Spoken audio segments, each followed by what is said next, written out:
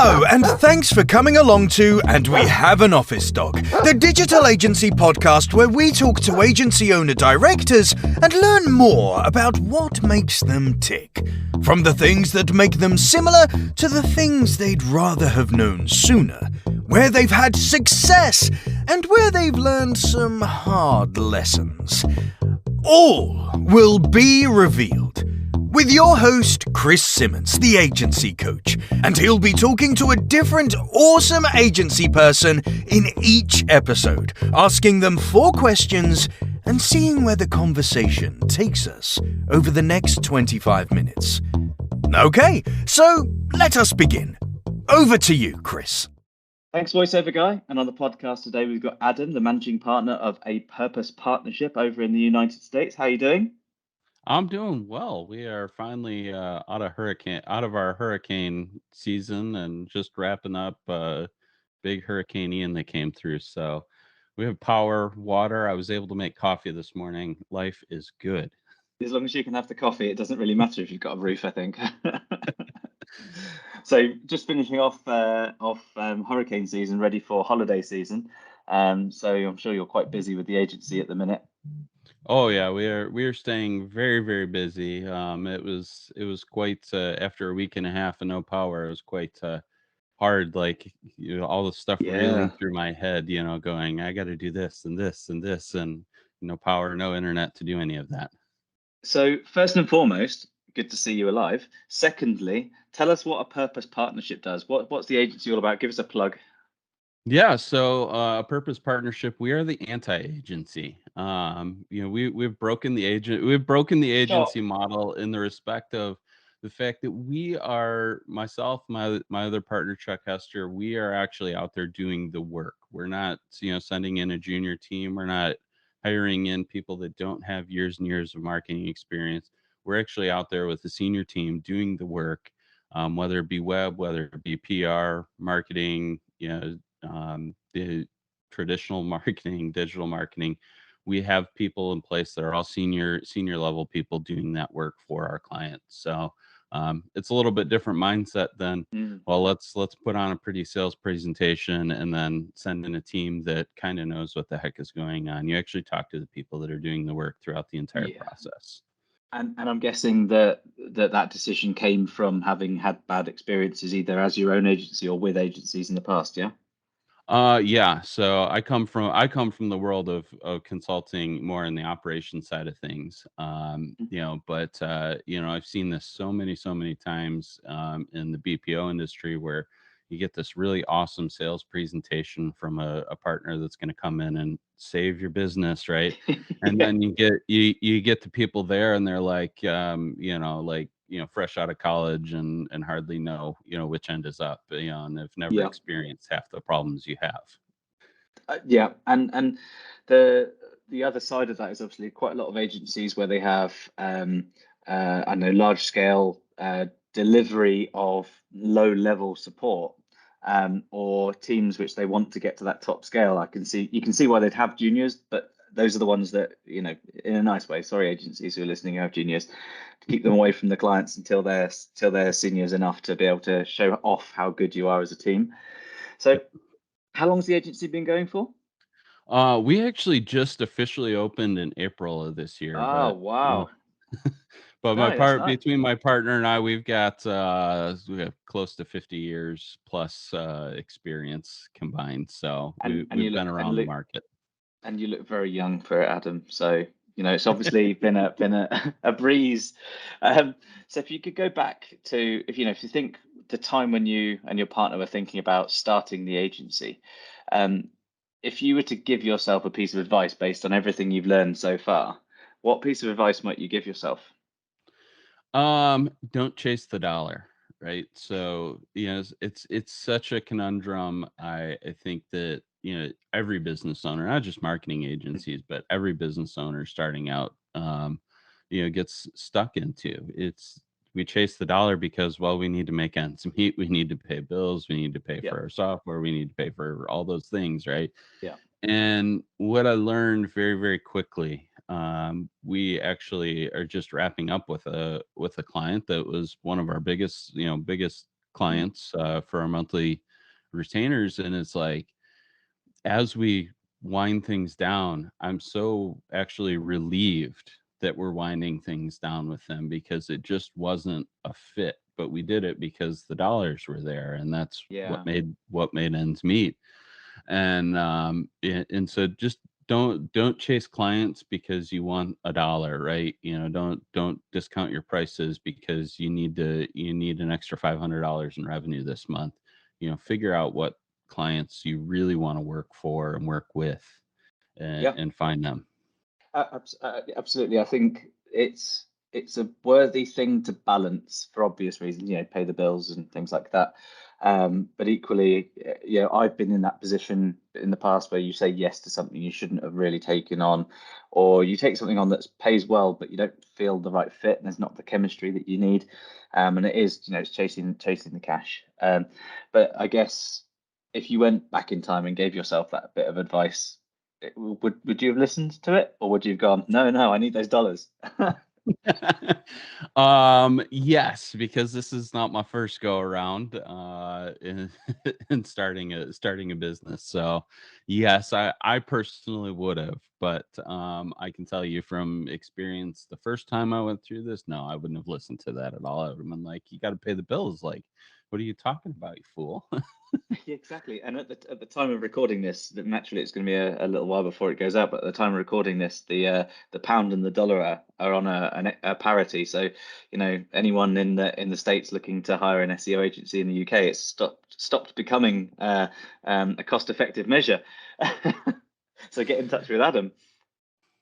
Yeah, we appreciate that. So it's been a relatively short ride at the for you two at the moment, but in general, has it been a positive start? Have you hit the ground running? How's things like going along there? Yeah, no, we've hit the ground running. Very, very positive start. So we actually started a nonprofit organization a couple of years ago called Pay It Forward Tuesdays, where we brought together a team of consultants that were donating time to underserved small businesses and nonprofits. And so we had some momentum coming off of that a little bit. We got together and just kind of had a conversation in the beginning of this year and said, you know what, look, we're doing this in the nonprofit space, but we really could probably go make some bucks at this. Between the two of us, we have connections, we have the teams to do this. So we kind of came together and took that momentum from Pay It Forward Tuesdays, and matter of fact, we've actually signed one of our recipients as one of our clients now, and not intentional, just kind of worked out that way. But if it works, it works. But so would you say that has been one of the biggest successes since you started the agency, or do you think there's something else that do you think that's really we've just started, but this is the win? What's the For me, the biggest success is seeing that every week we're continuing to have new business conversations, right? And this is where I think a lot of people get stuck in starting a business in general, and starting an agency in general, is you get that initial momentum, you get a couple clients in, then you get really busy working on their work, and you stop working on your work, and and generating more business and growing and scaling. And so we have been so fortunate in being able to continually have these new business conversations, and not just get stuck in that paradigm where all we can do is client work. Yeah, and it's the story as all the time, isn't it? Exactly as you say, you start an agency with the right momentum. The momentum slides into the client work, and what you end up with is an agency owner who's tired, fed up, and not seeing the leads come in that they need in order to stem the churn that happens when you're tired and fed up as well. And there's one thing that we do quite well is an online community and support agencies in that way, because there's times when you and your partner, you can be as good to each other as you can be, but you often need something else to bounce off of. And when you've got that early momentum like you have right now, all your energy is going into the momentum and everything like that. And as soon as it starts to wane, you start to think, okay, where could I do better? That is a blind spot right now. And lots of agencies get past that having not seen that there's blind spots at all. So it sounds like, this is not being your first go round. I think, when when you know what you don't know, to quote Donald Rumsfeld. Yeah. Yeah, definitely. And I think that's key, really, when you think about overall success and how do you continue success. It's being transparent that, one, you can't do everything, and two, it's okay to ask for help when you don't know something. Yeah. And agency people, we're all the worst at asking for help because we're the best at what we do. So being comfortable with that is important. So over your career, what's one thing that you've learned that's really been brought in and taken from all of that knowledge and expertise that you've brought in on day one as like, this is a thing that we're part of? For me, the biggest thing that we've put together is building a people first mindset, and that's kind of a cliche thing, right? Everybody's talking about culture right now, but it's not just culture.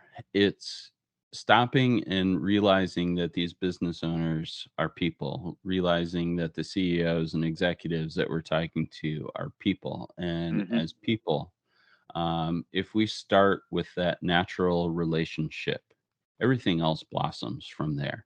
And Yeah. so, instead of trying to chase, the LinkedIn DMs, can you build a relationship with the people you want to talk to? That looks like providing value up front, whether that be in my content that I'm posting, whether that be in conversations that I'm having with people in their circles. But how do we provide that value up front? And then how do we take that value and start a valuable conversation with them? Absolutely. And it's you kind of hit the nail on the head. People first is cliche, but it's only cliche if you don't follow through. And back to the previous point, it's often with the best of intentions that you would follow through, but you get to a point where you just run out of steam, and then you don't follow through because you've run out of steam.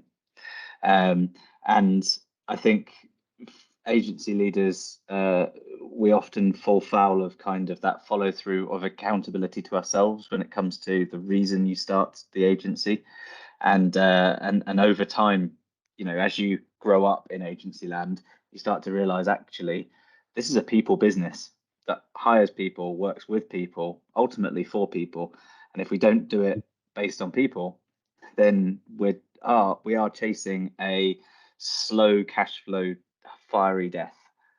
Yeah. Oh, yeah. Becoming more and more adept to point out the people that are just chasing cash flow. Yeah, exactly. So if someone's listening to this podcast now and they're thinking they're just about to start an agency, or they've got an idea they want to start an agency, what one thing would you give them as a piece of advice to take away from this? You know what? It goes back to what we were just talking about. Leverage the human side of your business. Connect with people in a genuine nature. Build your network of people that you want to surround yourself with. Build your network with people that you want to work with, not for, specifically with. When you start doing that, that's where success stems from, because you start to build this connection with the people that you're going to eventually be working with. And it's a little bit of a longer strategy, but all in all, it's a strategy that will build. Yep, that's a great piece of advice, and one that I think you probably, as an agency leader, you probably revisit your own kind of thinking in that quite often, because a lead may come in that may be worth an awful lot of money, may seem really good, and you think, if I just take this one, no, just this one, it's a 6 month project, and then the next thing you know, it's a spiral that you end up, with an agency of 50 people, all of which churn through all the time because you can't spend the right amount of time on helping them. Clients churn because you don't have good systems, good process, and the strategy is keep as much as you can for as long as you can, and all because you didn't just keep the focus on the people bit. Yep, definitely. So what do you think, and I don't want to put words in your mouth, but I am absolutely going to put words in your mouth. What would your co-founder, what would his advice be based on everything you know? So his advice would be to pay it forward in the community, give unconditionally, and understand that when you give unconditionally, the world will reciprocate back for you. And so find ways, whether it's giving information, whether it's supporting somebody in a time of need, whether it's just being there to be an ear to listen. But be that person in the community that can help, instead of expecting the community just to give back to you. Yeah, I think it's an old story. You kind of get more out than you put in often when it comes to community, and I think it feels good to help people. Point one, especially if you help them, honestly.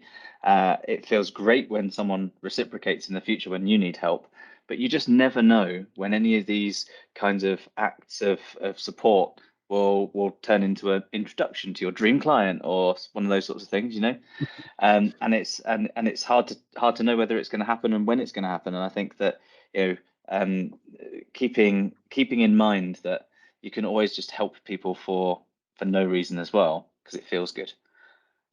Yeah, no, it does feel good. I mean, like I said, we've garnered clients off of our nonprofit Pay It Forward Tuesdays, not because we went chasing clients there, but because they came to us and said, we love the work you did with us as part of your nonprofit. We want more. And hopefully, in recording this podcast, you paid it forward to another agency leader or another agency soon to be founder who really wanted to learn something from you, Adam. Yeah, definitely. And I encourage people to reach out as well. I hope they do. And thank you very much for being on the podcast. Thank you so much for having me. And in our next podcast, we'll be speaking to another awesome agency leader to hear things that they've learned and some of the lessons that they've taken from them.